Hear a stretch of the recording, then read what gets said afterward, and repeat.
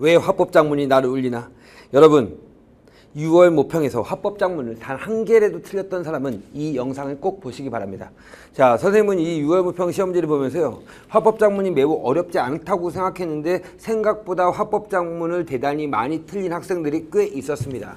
그래서 긴급 진단을 해야 될 텐데 도대체 왜 화법작문이 우리에게 이렇게 심한 절망을 가져다 주었는지 그 부분에 대해서 꼭 한번 생각해 볼 만하는 시간이라고 봅니다. 자, 여러분, 유형평은 끝났어요. 유형평 끝나고 나서요, 화법작문에 대해서 어떤 생각이 들었나요? 되게 신기하게도요, 저도요, 유형평 끝나고 나서 선생님이 이제 이렇게 매출을 확인하잖아. 그러니까 여러분이 어떤 강의를 신청했는지를 확인을 합니다. 확인을 하는데 대단히 신기하게도 선생님의 화작, 아작이랑 극단기 화작 모의고사가 대단히 많이 여러분이 선택을 했다는 거예요. 이게 뭐지? 왜 화법작문을 이렇게 많이 선택하지? 그래서 곰곰이 한번 분석해 보았습니다. 그랬더니 이 학생들은 화법작문이 무엇인가에 문제가 있었다는 것을 알고 있는 거지. 문제는 이게 강의를 들어서 해결해야 될 부분인지, 혹은 나의 습관을 교정해야 될 것인지, 혹은 실수인지, 이런 것들을 정확하게 판단할 필요가 있다 이거야.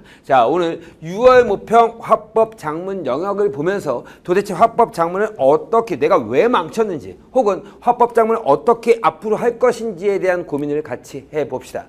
명쾌한 해답을 드리겠습니다. 자, 보겠습니다.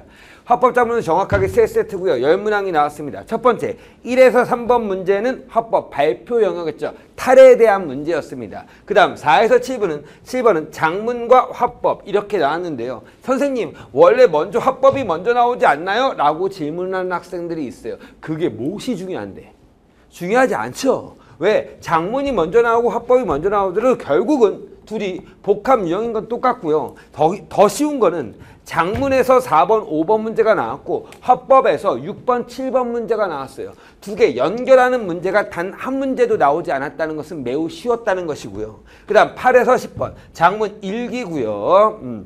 그 플라스틱 필통 때문이죠. 다음 글의 초고에 대한 내용이 나왔습니다. 자, 이렇게 세 지문이 나오는 것은 이제 고정된 것 같아요. 세 세트로 나오는 거는. 그러면 이 화법 작문을 세 세트를 10문항을 우리는 목표는 10분에서 12분 안에 푸는 것이 우리의 목표가 돼야 될 것입니다.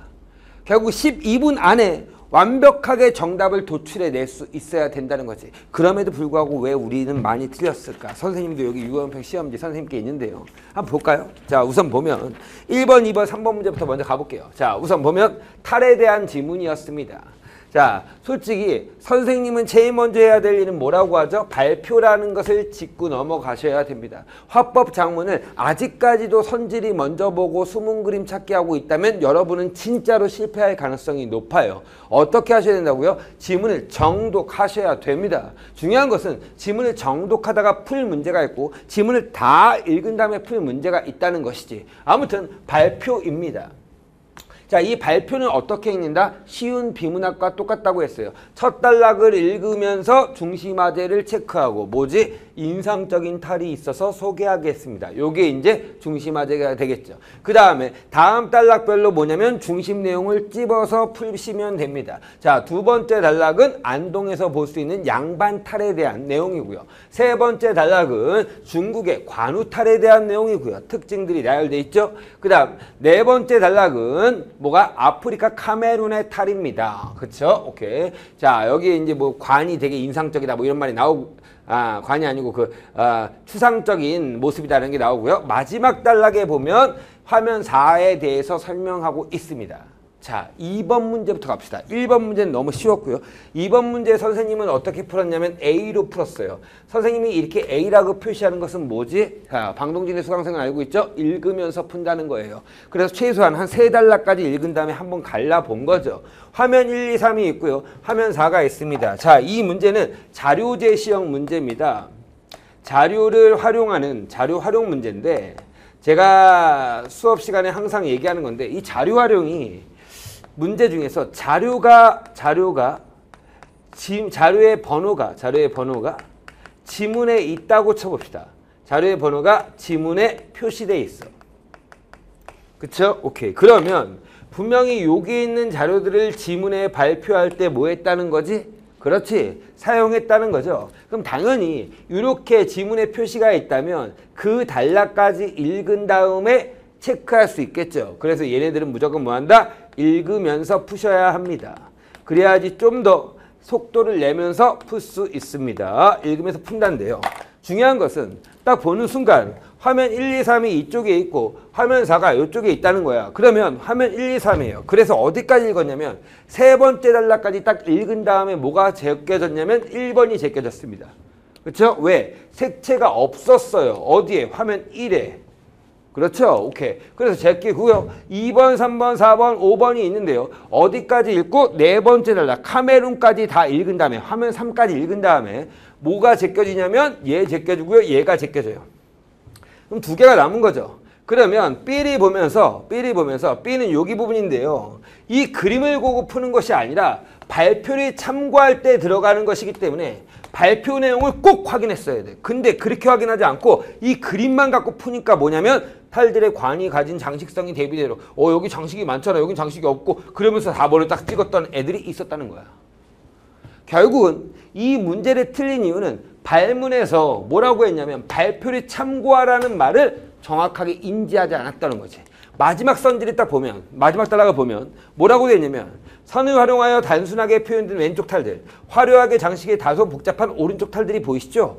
여기에 근거가 분명히 나와 있습니다. 그러니까 왼쪽은 단순, 오른쪽은 복잡이지. 그러니까 답은 몇 번이야? 2번이죠. 잠깐 이 2번 문제 틀린 이유를 한번 가봅시다. 여러분이 2번 문제를 만약에 2번 문제를 4번 선지를 썼다고 한다면 발문을 제대로 읽지 않은 거야. 발문 체크가 잘 안 된 것입니다. 우습게 여기지 말고 정확하게 행동 강령을 만들어 놓으셔야 돼요. 그래서 내가 이제 이렇게 얘기해요. 수강생한테. 이번엔 틀렸대요. 왜 틀렸냐면 그림 보고 풀었어요. 이렇게 나왔어요. 그러면 너 이제부터 발문을 똑바로 읽고 풀렴이라고 한다고 해서 발문을 똑바로 읽어지나요? 여러분 기억해 보시죠. 선지를 끊어서 읽는다라고 하는데 선지가 끊겨져 있나요? 아니라고요. 선생님이요. 그저껜가 저번 주에 이제 모평이 끝나고 설명회가 되게 많았어요. 이제 설명회를 하러 가는데 시간이 조금 남아서 우리 목동에 좀 유명한 헤어샵이 있어서 헤어샵 가서 머리를 했단 말이에요. 그럼 여러분 머리하면 아시겠지만 남학생들도 아시겠지만 이렇게 막 두상을 만져주고 이쪽에 좀 더 많이 나왔어요. 뭐 이렇게 하면서 되게 친절하게 해줬습니다.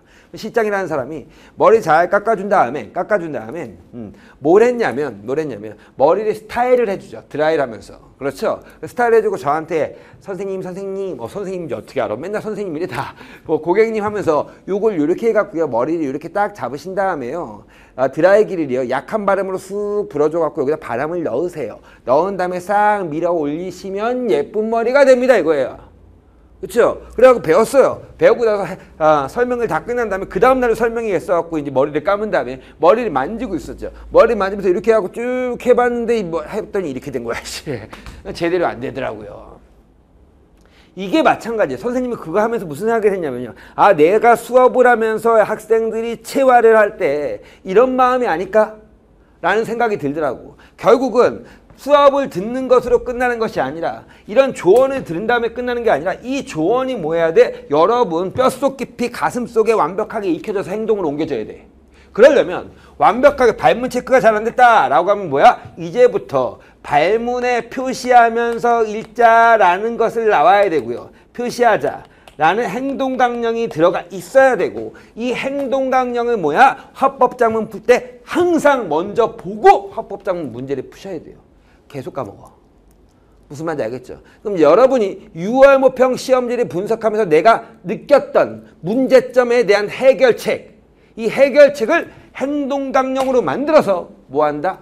다음 모의고사 볼 때나 문제를 풀 때나 기출을 분석할 때나 계속 익히셔야 한다는 거예요.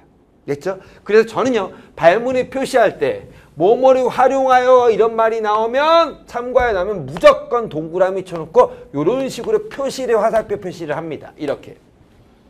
무슨 말인지 알겠죠? 그러니까 이런 식의 연습을 표시하는 것까지 정확하게 하셔야지만 이 2번 문제같이 실수가 나오지 않는다라는 말입니다.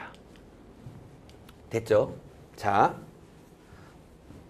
5번 문제를 가보겠습니다. 자, 4에서 7번 어렵지 않았는데요. 뭐 지문도 어렵지 않았어요. 협상도 생각보다 그 한옥 내부에 대한 내용을 하면서 어렵지 않았는데 이 5번 문제를 생각보다 틀린 애들이 대단히 많아. 근데 여러분도 분명히 또 이렇게 얘기할 거예요. 이것도 실수입니다 라고 얘기하죠. 선생님, 수강 선생님 중에서 5번 문제 틀린 애 있어요. 근데 선생님이 이런 유형들을 매우 많이 봤어요. 그러면 애들은 어떻게 푸냐면 이렇게 봅니다. 자, 보세요. 보기는 기억의 초안이다. 보기의 기억까지 수정한 이유로 적절한 것은 맞아. 수정한 이유는 방동진이 차이점을 생각하면서 읽으라고 했어. 그러면 보기와 기억의 차이점을 생각해 봐야지 라고 하는 거지. 그쵸? 차이점을 찾았어요. 차이점을 보는데 뭔 말인지 모르겠어요. 그쵸? 뭔 말인지 모르겠고 왠지 보기가 좀 더 짧고 기억이 좀 더 기니까 삭제한 거겠지 라고 하고 3번을 쓴 거지. 이게 무슨 말일까? 결국은 이 보기가 기억의 초안이라는 것을 놓친 거야. 그러면 이 보기가 전에 쓴 거고 기억이 뭐야? 후에 쓴 거가 되겠지. 선생님은요, 여기 보실까요? 여기 전이라고 써 있어요, 선생님. 여기 여러분 잘 안 보이겠지만 전이라고 써 있습니다. 왜냐하면 선생님이 이런 실수를 한다는 것을 대단히 잘 알고 있거든. 그럼 그 다음부터는 전, 후를 구분하면서 입자가 정확하게 나와야 돼요. 그럼 얘도 마찬가지로 뭐야? 이것 때문에 틀린 거지. 오호. 발문 체크가 제대로 안 된 거예요. 그럼 5번 문제도 발문을 정확하게 표시하지 않았고 그래서 틀린 문제가 된 거지. 자, 봐봐. 그러면 자, 보십시오. 얘가 전이고 후라면 기억에는 뭐가 있냐면 관광 수용력에 대한 훨씬 더 자세한 수식구가 있어요. 그럼 관광 수용력에 대해서 좀 더 기억이 설명이 많이 나온 것이겠지. 오케이. 그러므로 답은 몇 번이 되는 거야? 개념에 대한 정보를 추가한다. 저는 2번 쓰고 3, 4, 5를 제꼈습니다. 발문을 천천히 읽고 선지를 꼼꼼하게 체크한 다음에 나머지 선지를 안 봐야 되는데 여러분은 발문도 빠르게 읽고 조건도 빠르게 읽고 보기도 빠르게 읽어서 5번까지 다 본 다음에 답이 없으면 또 찾아가는 거지. 결론은 지문과 발문은 천천히 정확하게 읽고 선지를 판단할 때도 끊어서 이해도를 고려하여 주요 개념 정보를 추가했는지를 정확하게 확인하고 2번 쓰고 3, 4, 5를 제끼셔야 돼요. 제 말이 뭔 말인지 알겠어? 선지는 천천히 끊어서 읽 때 답이 나오면 제낀다. 이 관점으로 가시는 게 훨씬 더 정확도가 올라간다는 거 말씀드립니다. 자, 그 다음 여러분이 대망의 많이 틀렸던 문제가 5답률의 베스트 5 안에 들어간 문제가 생겼으니 그 문제가 10번 문제입니다. 저도 깜짝 놀랐어요. 자, 보세요. 10번 문제 틀린 애들은 대부분 뭐냐면 2번을 쓰고 3, 4, 5를 넘어가는 애들입니다. 선생님 어떻게 잘하십니까? 물론 정답률이 나와 있지만 선생님 이거 풀 때도 느꼈어요. 2번에서 걸렸겠구나 라고 느꼈는데 그 이유를 먼저 살펴보면 2번 선지를 딱 봤을 때 가를 활용하여 두 가지가 있어요. 이 2번을 쓰고 3, 4, 5를 제낀 이유는 첫 번째 이유는요. 바로 이 부분입니다. 상대방의 입장을 이해함을 드러내려면 이 부분이야. 그러면 학생들이 이렇게 합니다. 상대방의 입장을 왜 이해해야 돼? 왜 이해해야 되지? 뭔 소리야. 상대방의 입장을 이해하려면이라는 것은 결국 이 선지에서 가정을 제시한 거지. 그렇죠? 그럼 얘는 건들 리가 없고 건드릴 필요가 없는 거지. 왜? 이렇게 하려면 이런 뜻이니까.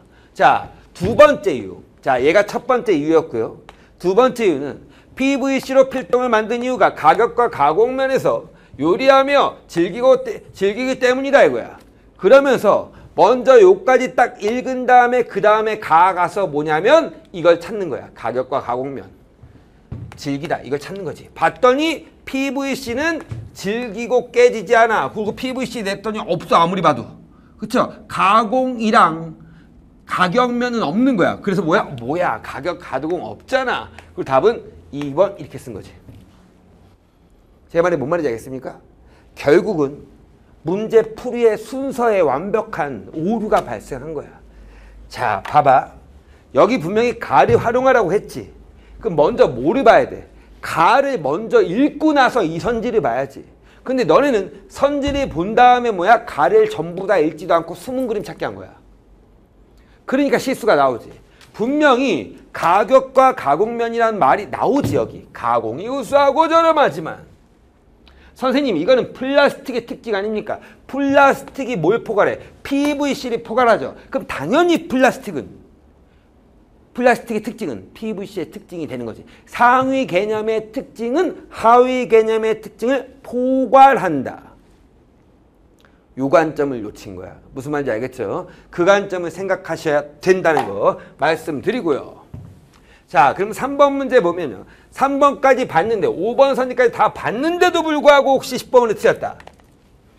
요거는 뭐가 문제일까? 선지 끊어읽기가 문제다. 자, 보세요. 나를 활용하여 정보를 정확하게 제시하려면 우리나라의 1인당 연간 플라스틱 사용량은 2009년, 2015년 기간 중에 세계 3위에 해당 만큼 많고 그 증가율도 가장 높아서 수정해야겠군. 이렇게 빠르게 있잖아. 그리고 뭐냐면 지문이 보잖아요. 그럼 뭐만 기억나? 3위만 기억나. 오호, 1, 2, 3위. 오케이, 한국 3위. 3번 맞아. 이렇게 시작하는 거지. 오케이?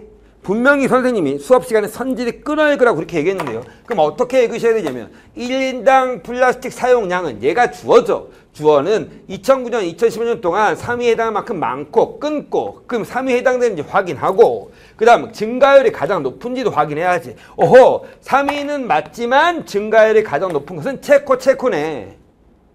그리고 답은 3번 하고 4, 5번을 제꼈어야지. 근데 이렇게 하지 않고 빠르게 읽기만 하다 보니까 뭐합니까? 4번, 5번까지 다 봤는데도 답이 없었다. 다시요. 보세요. 10번 문제는 첫 번째. 선지를 먼저 읽은 다음에 보기에서 숨은 그림 찾기를 하는 사람들. 자, 요것 때문에 틀린 경우가 매우 많았고요. 물론 아까 가정이라는 사고가 잘못됐다는 것도 있고요.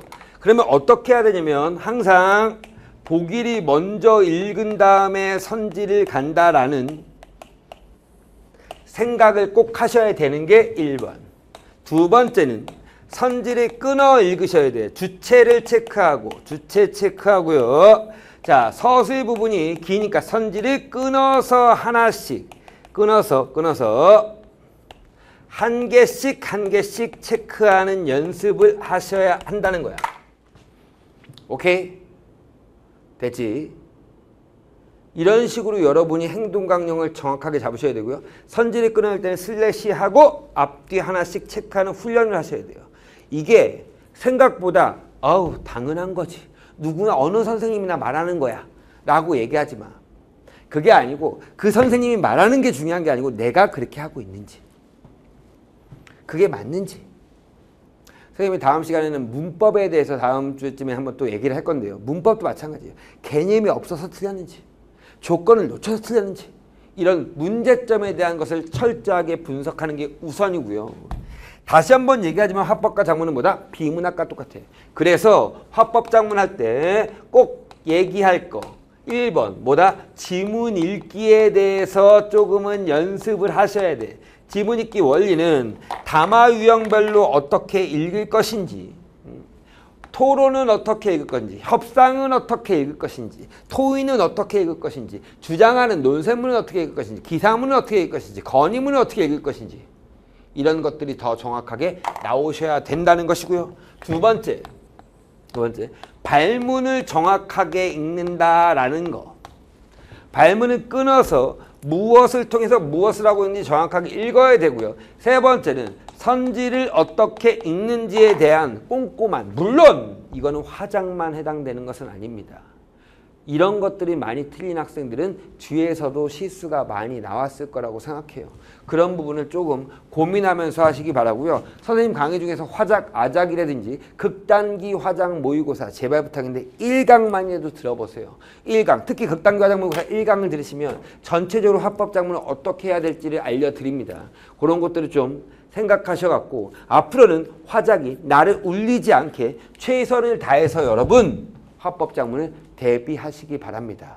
선생님 다음 시간 문법은 왜 날 울렸나로 찾아올 건데요. 화법 작문 다시 한번 여러분의 시험지를 정확하게 분석하셔갖고 9월 모평 수능에는 화법 작문에서 실수가 없기를 진심으로 기원하겠습니다. 선생님 다음 또 유익한 TCC 시간에 만날게요. 안녕.